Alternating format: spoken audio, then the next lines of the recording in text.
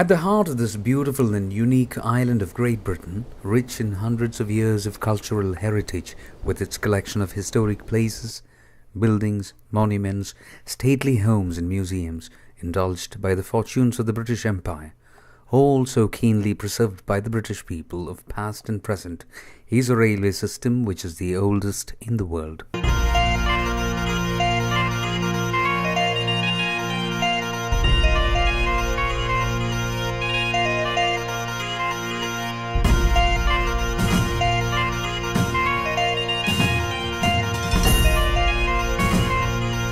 The system, originating from 1840s, started as a collection of local rail links were operated by small private railway companies.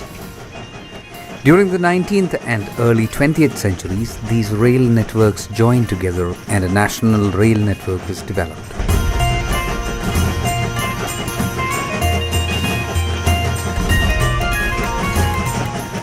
During the First World War, the government took control of the entire railway system, and in 1923, 4 main rail companies were in place: the Great Western Railway, the London North Eastern Railway, the London Midland and Scottish Railway, and the Southern Railway. Known as the Big Four, they continued to run the railway system until 31st December 1947. Bury is a town in Greater Manchester, England. Historically a part of Lancashire, it emerged during the Industrial Revolution of the early 19th century as a mill town and became prosperous due to its paper making and manufacture of textiles. Passing through the mill town of Bury is the East Lancashire Railway, a heritage railway originally built in the 19th century.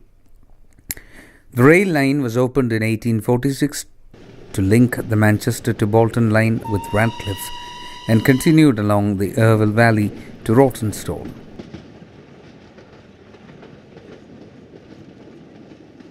The East Lancs Railway is all about recreating the past. We are what's known in the industry as a heritage railway. So most of what we do is about trying to recreate a particular era of railway history, and that's the 1950s and 1960s. So we're representing the literally the end of steam locomotives on British railways and the beginning of diesels taking over. The main crux of what we are is living history. So we're trying to recreate as best we can how railways would have been in that time. So that's the type of locomotives we use, the type of railway carriages we use, and the way that we operate the system in terms of its infrastructure and its signalling. The East Lancashire Railway has lots to offer tourists.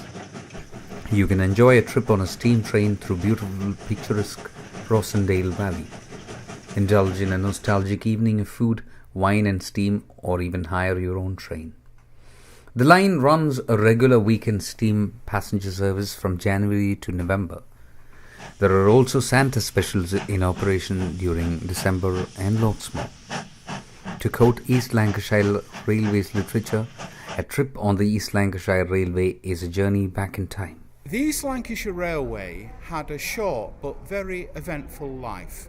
It only existed from 1844 to 1859, and in that time it linked Bury with a variety of local towns: Blackburn, Burnley, Colne, Rawtenstall, Bacup, Accrington, and of course Manchester. It also went further afield as far as Liverpool and Southport. It's perhaps best known for its ongoing dispute with the Lancashire and Yorkshire Railway, characterised in the so-called Battle of Clifton Junction in 1849. Both sides blockaded each other's lines with trains, and it remains to this day the only battle in British history fought by trains. The railway line runs essentially through the Rossendale Valley, from Rawtenstall in the north, down through Ramsbottom, Bury, and then out to Hayward. The line will eventually be extended out to Castleton, which is another couple of miles, where we will join up with the national network.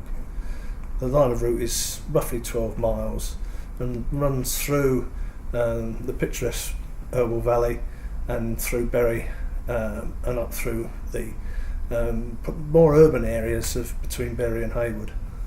East Lancashire Railway operates from Heywood to Rawtenstall, stopping in between at Bury, Somersault, Ramsbottom, Irwell Vale. The picturesque countryside through which the train travels is indeed a journey back in time. The hillocks, paddocks, rivulets, tiny forests, the journey is an incredible experience. The East Lancashire Railway has got 560 volunteers out of a membership of nearly 4,000. So it's a large proportion of the members who support the railway actually come and work. The majority of them, of the 560, are actually 61 years of age. So there are a few less than 61 and a few more than 61. We have some working members who are in their 80s and are still going out repairing the track. And we have some who are 16, 17, 18 years of age. Well, if it's the old thing, if you're doing the job, you should do it properly. And on the railway, we all try to look like railwaymen. That's part of the scene.